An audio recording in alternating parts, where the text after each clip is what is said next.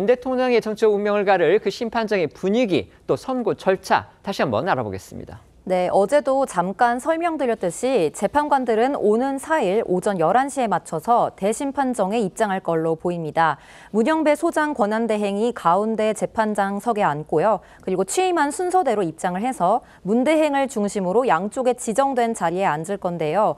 결정문은 문대행이 지금부터 선고를 시작하겠다라고 하고 사건 번호, 사건명을 말한 후에 읽게 됩니다. 관례에 따라서 만약 재판관 전원 일치 의견이면 재판장이 이유 요지를 먼저 설명을 한 후에 마지막에 주문을 읽게 되고요. 그리고 재판관들의 의견이 나뉠 경우엔 주문을 먼저 읽을 것으로 보이는데 다만 선고 순서는 전적으로 재판부의 재량에 달린 것이라 얼마든지 바뀔 수 있습니다. 문대행이 결정문을 읽기 전에 재판관들의 소회를 밝힐 가능성도 있습니다.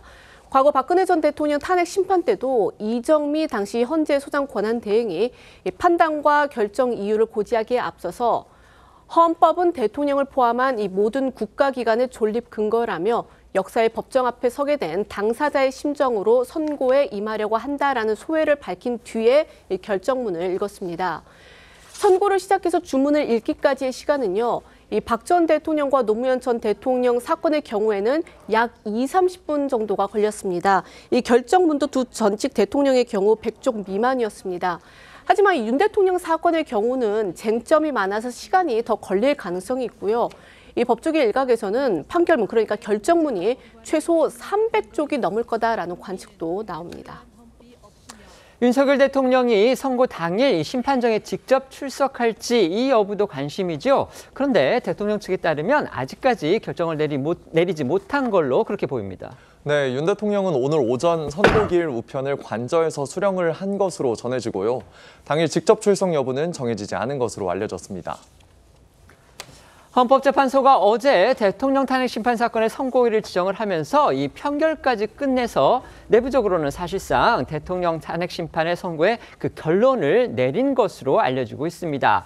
당장 관심 가는 대목 중에 하나는 이겁니다. 재판관들이 그동안의 이견을 정리하고서 만장일치 결론을 도출했을지 아니면 이견을 인정하는 그걸 전제로 해서 다수 대 소수 의견으로 결정을 할지 이건데요. 자, 패널들께서는 어떻게 관측을 하시는지 한번 의견 여쭤보도록 하겠습니다. 먼저 말씀해 주시죠.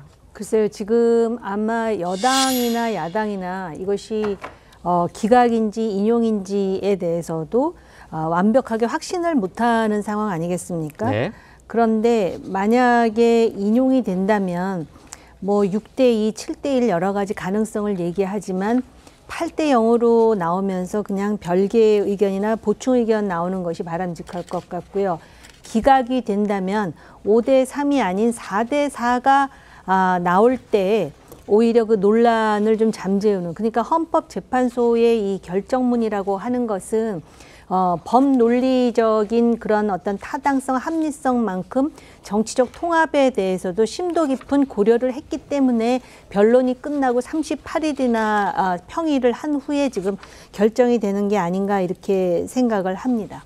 네.